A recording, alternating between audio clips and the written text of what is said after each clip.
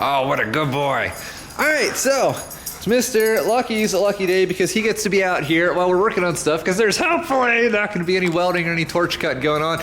And that means it is my unlucky day because we are back to working on the square baler. So for those that just tuning into my misadventure with this thing, I bought it used. I'd been through a New Holland dealer, an actual dealer out in East Texas who fixed a bunch of stuff and made it field ready. And because of the state of field readiness that they put it in, I ran it for about 30 seconds and the thing ate itself last season. It was a mess. But anyway, we are gonna go through and try and fix this ourselves, because I guess that's just sort of what you have to do.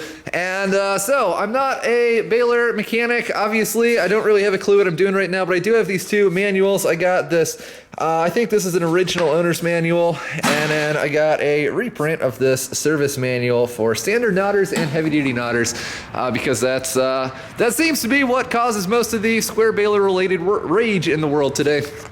So anyway, yeah, like I said, everything's out of time on this thing. Basically, just everything's a mess. I will say it doesn't, from what I can tell, it doesn't actually seem like this baler's really been used all that much. I don't really see any wear on any of the wear points here. Honestly, I think it's just sat broken and out of time for most of its life. So although maybe there's a chance it's cursed, we're gonna see what we can do with it today. 20 inches exactly from the ground to the drawbar. Now guys, I mean, I am not speaking figuratively here. I mean, we are literally going through this entire manual, cover to cover, both manuals. And if it doesn't work after that, I don't know what I'm gonna do.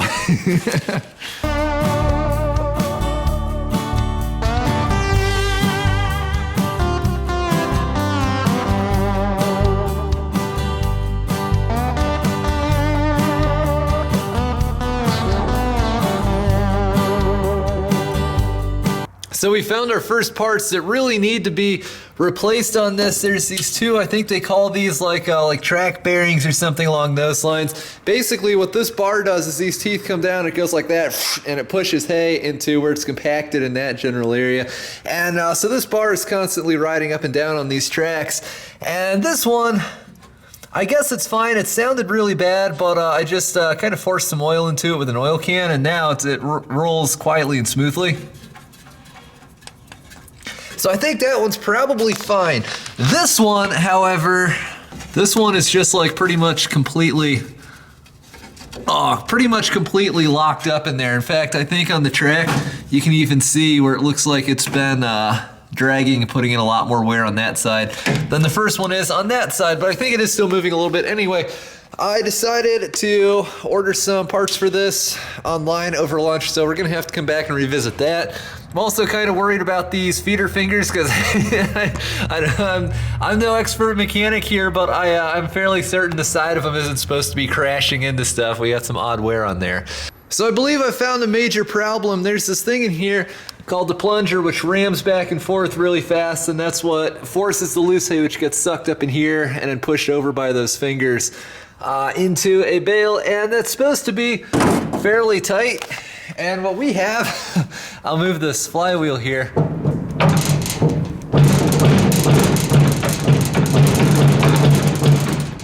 Yeah, it's just like 1/4 inch of slop in there. And the problem is it's extremely difficult to turn this flywheel. I don't know exactly how easy it's supposed to be. I'm sure easier at some points than others, but it's pretty much impossible in some cases. And I think what's happening is this plunger, because it's not really running true and there's all this side-to-side slop, it's getting cattywampus and then like jammed in sideways a little bit.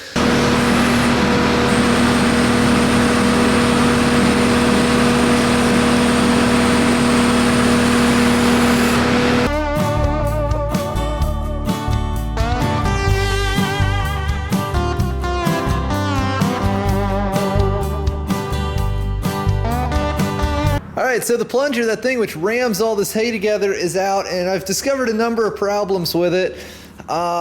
This certainly is not good, but I don't really think it's causing any of the exact issues that we're having. The main thing I'm looking at is this block here. You can see the shim, the camera focuses on it. It used to be about this thick, now it's worn down a little bit.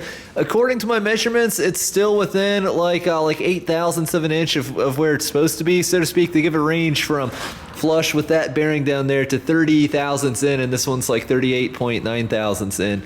So I'm gonna try to order another one of those shim blocks. I thought about just adding more shims behind it because you can see there's some stuff stacked in. Ultimately, I decided against that, however, because it's not actually evenly worn. So I don't know if it shows up on camera. This face isn't flush here. It's like angled like that. Obviously, that's exaggerated. So we got that going on. Plus, we discovered a bearing which needs to be replaced. And I'm not sure if this is our problem or not, but it is definitely a problem. If we look back in here, you can see that is the corner of a knife, which is designed to kind of like mash his hay, you know, slice it. So every push of the plunger cuts what's halfway in cleanly off. And you can see we're missing a bunch of chunks out of this where it looks like it ate some, I don't know, some pickup teeth or something. The issue is, I don't know if you can see that ruler that I have set up in there. Assuming I'm measuring this correctly, that's supposed to be set down a little bit from this guide rail here. And not only is it not set down, it's actually coming out this way. So it seems like the plunger is hitting that every single time it goes by. You know, it's supposed to be shimmed, and somebody put some shims in there, which, if I'm correct in my manual interpretation, they really shouldn't have. So now it sticks out too far and it's colliding with the plunger. So hopefully that's our issue. Another thing I did was to take care and make sure that it actually is the plunger that's having these problems. You can see plunger and connecting rod is gone. Really couldn't turn much easier now. So that does seem to be what's causing it. That remaining part of the connecting rod catches about here. So yeah, so I gotta reach down there and free it, but obviously that doesn't happen when there's a rod connected to it. I mean, that really could be our problem. Someone just shoved in some shims they shouldn't have. Well, the deeper we go, the more we find that's wrong with this thing. It looks to me, in my non-professional opinion, like when this bearing went out, you can see there's like loads of play in this all sorts of different ways. It let this whole thing slide in a little far, then this knife started colliding with the rail it's supposed to be riding on, and it wore this in here. Probably made a lot of noise and friction, vibration, and everything else in the process, so maybe that's why the baler sounded like death when it was running. So this machine has two problems. One, it sounds like death when it's running, and the other thing is that it won't tie a bale, at least on one side, to save its life. So I came out here hoping that I would get to mess with this thing. I knew there were other problems. I knew that in the New Holland dealer's 2 attempts at making this thing field ready, they probably missed a few things, like, you know, everything that's out of adjustment, you know, bad bearings, that sort of thing.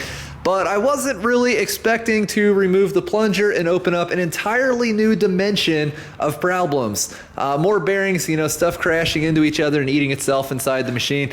But you know what? We found a bunch of things that are wrong with this baler. I don't know if these are actually what's causing the problems we had with it last season, or if those are other things that are also wrong with the baler, but these things are definitely wrong with it. So I got a whole list of parts. I gotta figure out how much this is gonna cost me. And I will say that the concept of switching over to making round bales is looking more and more appealing by the second, because I have to go spend probably hundreds of dollars on parts at the least, and then probably another several days working on this to put those in, fix the knotters, then whatever else we find that's wrong with this thing. And well, just gotta embrace the rage sometimes. Anyway, thanks for watching, I guess. I'm sure this thing will be in a lot of videos to come.